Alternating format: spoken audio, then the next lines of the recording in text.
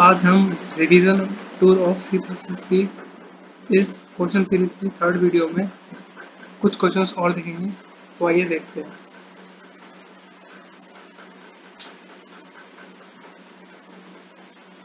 Question number 1, write the output of the following C plus plus program code. इस code का हमें output लिखना है और हेडर फाइल्स सारी सही से लिखी हुई हैं, ये हमें अज्यूम करके रखना है। ओके, तो किसी भी प्रोग्राम का जो एग्जीक्यूशन होता है वो मेन से शुरू होता है। तो चलिए शुरू करते हैं। दो वेरिएबल डिक्लेयर करें, पी एक्स और पी वाई, उनको 10 और 2 वैल्यू से असाइन करें। यहाँ पर हमने पी वाई की वैल्यू पास करी, यहाँ से वैल्यू गई 2,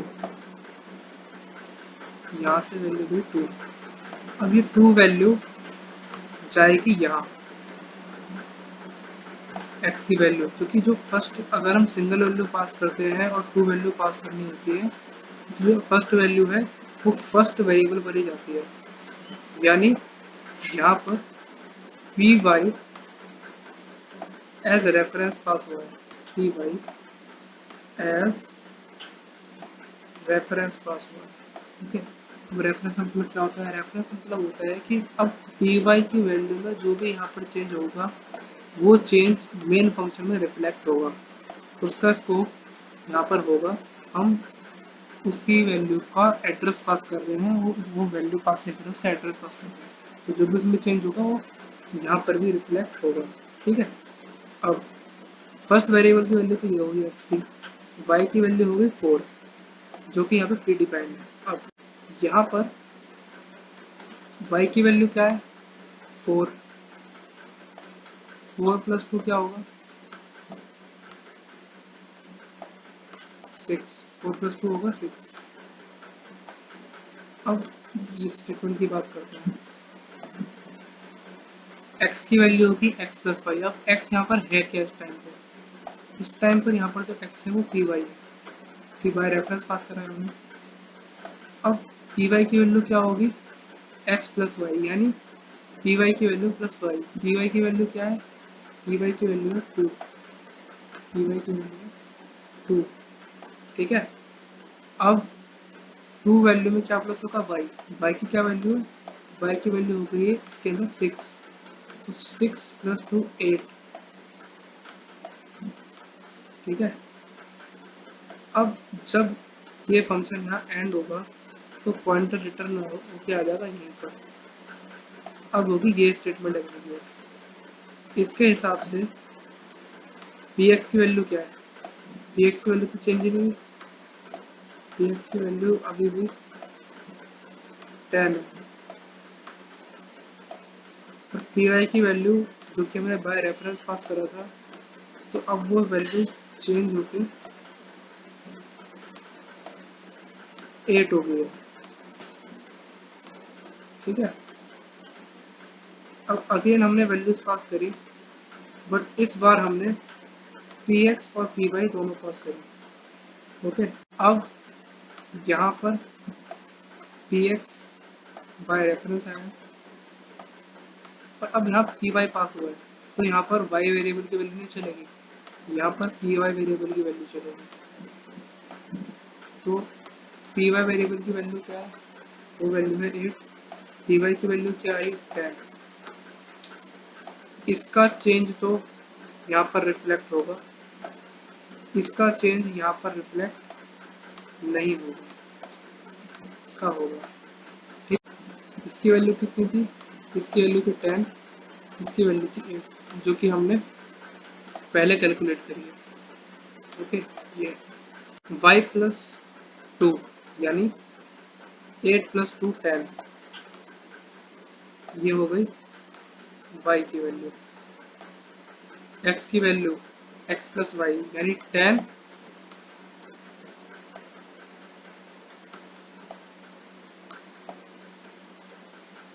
प्लस 10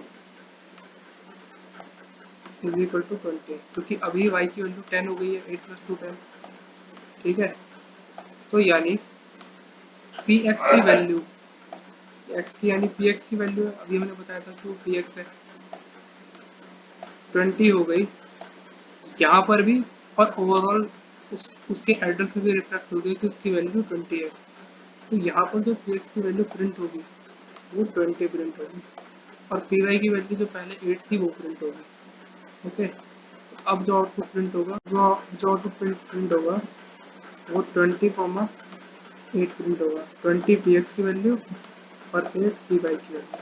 होप है क्वेश्चन क्लियर होगा। सिमिलर क्वेश्चंस आगे आएंगे। Question number 2, write the output of the following C plus plus program code. हमें आउटपुट लिखना है इस कोड का, और हमें ये एज्यूम करना है कि सारी जो रिक्वायर्ड हेडर फाइल्स है वो प्रेजेंट है, ठीक है, प्रोग्राम में। अब एग्जीक्यूशन हमें पता है मेन से शुरू होता है। फर्स्ट लाइन के अंदर वेरिएबल्स साइन हो गए, काउंट, और इसको 3 एलोकेट हो गया, यानी इसको मेमोरी एलोकेट हो गई। कैरेक्टर वेरिएबल्स है साइन, जिसको स्टार असाइन हो गया, यानी इसका भी स्पेस एलोकेट हो चुका है मेमोरी में। ड्रॉ काउंट, ड्रॉ फंक्शन के अंदर हमने काउंट पास कर, यानी 3 वैल्यू। अब जैसे कि हमने पहले देखा था, काउंट पास करें तो काउंट को हम एज अ फर्स्ट वेरिएबल लेंगे, यानी जो काउंट है वो पास बाय रेफरेंस से पास हो रहा है। ओके, अब कैर मार्क बाय डिफॉल्ट, ये जो कैर मार्क इसकी वैल्यू ये है, जब सेकंड वैल्यू पास नहीं होती हमें बाय डिफॉल्ट वैल्यू मिलेगा हैश। अब ये लूप आई 1 से लेकर, ये आई है, ये लूप आई 1 से लेकर I less than N equal to N तक चलेगा, और जैसे ही ये दो स्टेटमेंट्स एग्जीक्यूट होंगी उसके बाद फिर आई की वैल्यू 1 से बढ़ जाएगी, मार्क की वैल्यू हैश प्रिंट होगी, फिर ये लूप एन टाइम्स चलेगा, यानी एन की वैल्यू क्या है 3 टाइम्स चलेगा। उसके बाद फाइनली ये स्टेटमेंट एग्जीक्यूट होगी जब ये एन टाइम्स चल जाएगा, यानी 3 बार हैश प्रिंट हो जाएगा फर्स्ट लाइन में।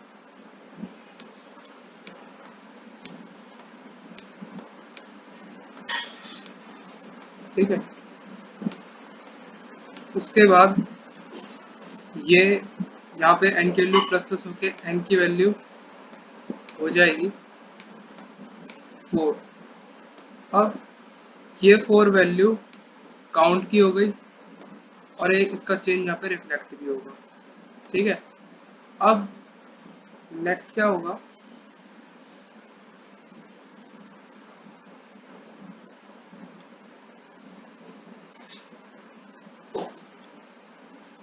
अब नेक्स्ट क्या होगा, अब यहाँ पे एग्जीक्यूट हो गया, ये स्टेटमेंट एग्जीक्यूट हो गया। अब आई इस स्टेटमेंट की बारी, इसमें फिर से काउंट पास हुआ, कैसे, एज रेफरेंस, और साइन किया आपकी बार स्टार। तो अब क्या होगा, यहाँ पे आया ये स्टेटमेंट n टाइम्स यानी 4 टाइम्स एग्जीक्यूट होगी, और 4 बार स्टार प्रिंट होगा। ओके, मैं स्टार को यहाँ क्रॉस से रिप्रेजेंट कर रहा हूँ, 4 बार स्टार प्रिंट होगा। फिर n प्लस प्लस होगा, n की वैल्यू यहाँ पे 5 हो जाएगी 4 से, और सिमिलर काउंट की वैल्यू, ठीक है, यहाँ पे n काउंट को रिप्रेजेंट कर रहा है। ठीक है, और फिर वो वैल्यू का चेंज यहाँ पे रिफ्लेक्ट होगा। इस स्टेटमेंट के एग्जीक्यूट होने के बाद जब पॉइंटर यहाँ पे आएगा प्रोग्राम का, तो ये वाली लाइन एग्जीक्यूट होगी, यहाँ पर एम्परसेंड पास होगा, और फिर सिमिलर मैनर में जो ये एम्परसेंड का साइन है ये 5 टाइम्स प्रिंट होगा। उसके बाद फाइनली काउंट की वैल्यू 6 हो जाएगी। सो आउटपुट हमारा ये आएगा, सबसे ऊपर हैश की तीनों हैश 3 बार, ओके सॉरी, हाँ सबसे ऊपर हैश 3 बार, वो भी अलग अलग लाइन में, बिकॉज यहाँ पर एंड एल है। उसके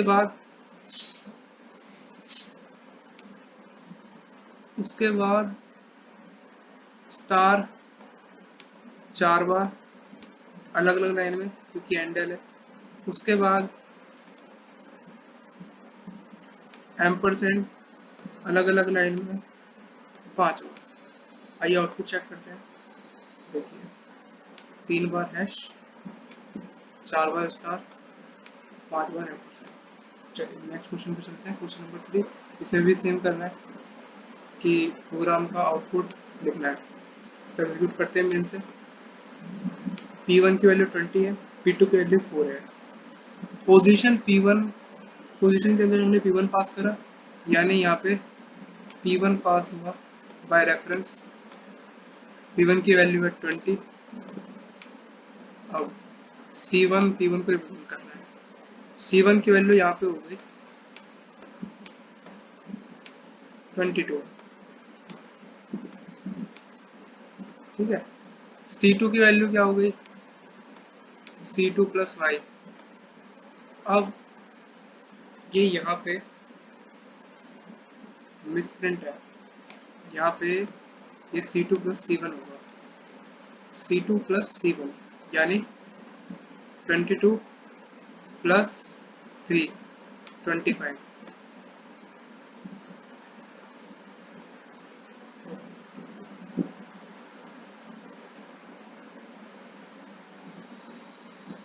अब यहाँ पर ये y जो वेरिएबल है,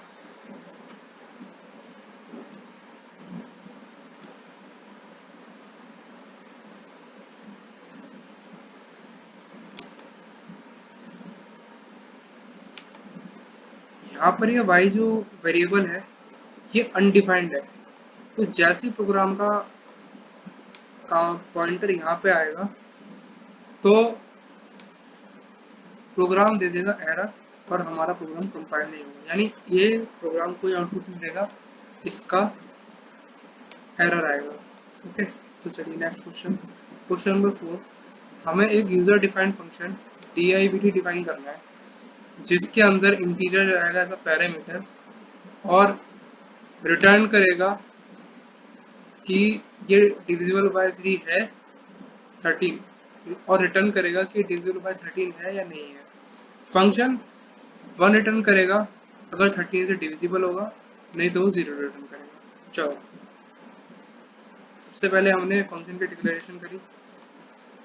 इंटीजर टाइप का फंक्शन है, इंटीजर वैल्यू रिटर्न करेगा और इंटीजर वैल्यू ही एज अ पैरामीटर लेगा। ओके, अब हमने लूप चलाया कि अगर ये बाय मिस्टेक गलत लिखा हुआ है, अगर x मॉडुलो 13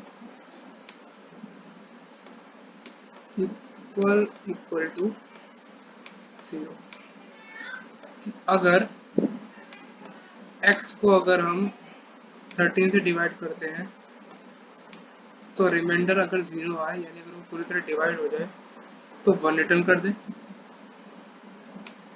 एल्स 0 रिटर्न कर दें। ओके, तो ये हमारा कोड हो गया, ठीक है। चलिए next question. Actual and formal parameter में क्या डिफरेंस है। अब एक्चुअल पैरामीटर वो पैरामीटर होता है जो कॉलिंग के टाइम पे प्रोवाइड करते हैं। ओके, कॉलिंग मतलब जैसा कि हमने अभी इस क्वेश्चन के अंदर हमने यहाँ पे P1 पास करा, तो यहाँ पर ये एक एक्चुअल पैरामीटर है और यहाँ पर ये एज अ C1 पास हो रहा है, तो ये C1 फॉर्मल पैरामीटर है जो कि दूसरे पैरामीटर को रिप्रेजेंट करता है। ओके, चलो एक एग्जांपल और देखते हैं, यहाँ पर n1 n2 फॉर्मल पैरामीटर्स है। क्यों? क्योंकि इस फंक्शन में जो वैल्यू पास होंगी उनको n1 n2 रिप्रेजेंट कर रहे हैं। यहाँ पे num1 num2 एक्चुअल पैरामीटर है क्योंकि num1 num2 वर्ड मेन के अंदर इनपुट लिए गए और उनको इस फंक्शन में यहाँ से पास कर रहे हैं, यानी ये एक्चुअल वैल्यू को रिप्रेजेंट कर रहे हैं, और जबकि ये किसी और की वैल्यू को रिप्रेजेंट कर रहे हैं। ये एक्चुअल वैल्यू को रिप्रेजेंट कर रहे हैं और ये किसी और की वैल्यू को रिप्रेजेंट कर रहे हैं। क्वेश्चन नंबर 6, इसमें भी हमें प्रोग्राम का आउटपुट निकालना है।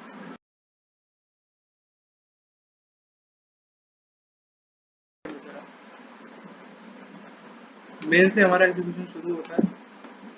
यहाँ पर 3 वैल्यूज असाइन होगी है 3 वेरिएबल्स को और इनको मेमोरी में स्पेस भी मिलेगा। अब आउट फंक्शन के अंदर हम ए सी बी पास कर रहे हैं, यानी आउट फंक्शन के अंदर 20, 10 और 30 पास हो रहे हैं। ये दोनों वेरिएबल तो बाय वैल्यू पास हो रहे हैं, ये वाला वेरिएबल बाय रेफरेंस, यानी इसका चेंज मेन में दिखेगा, इन दोनों का चेंज मेन में नहीं दिखेगा। अब फर्स्ट स्टेटमेंट जब एग्जीक्यूट होगी तो x is equal to x multiply by y, यानी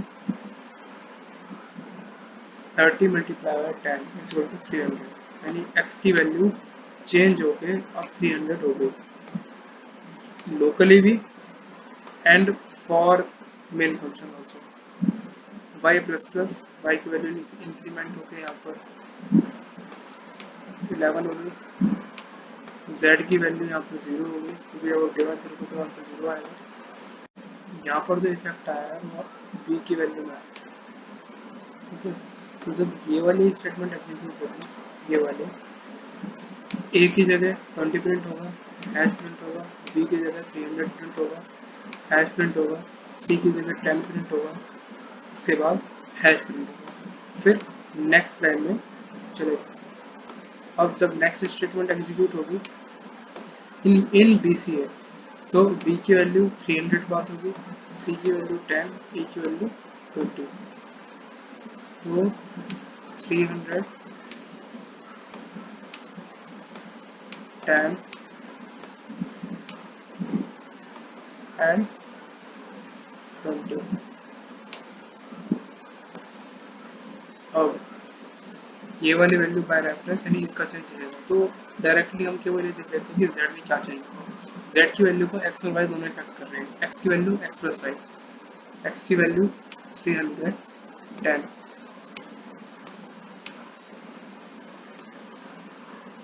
ओके, y माइनस माइनस यानी y की वैल्यू 9, z की वैल्यू z मल्टीप्लाई 300 माइनस 9 यानी 301 मल्टीप्लाई z यानी 20 is equal to 6020।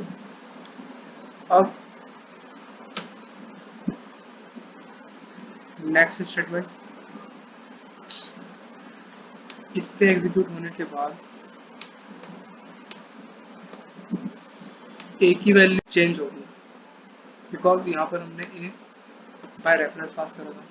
Okay, a की वैल्यू क्या होगी 620, तो 620 प्रिंट होगा, एट द रेट प्रिंट होगा, b की वैल्यू हुई 300 प्रिंट होगी, एट द रेट प्रिंट होगा, फिर c की वैल्यू हुई 10 प्रिंट होगी, हैश प्रिंट होगा। ओके, और फिर नेक्स्ट लाइन यहाँ पर ये एट द रेट गलत है, यहाँ पर हैश प्रिंट होगा।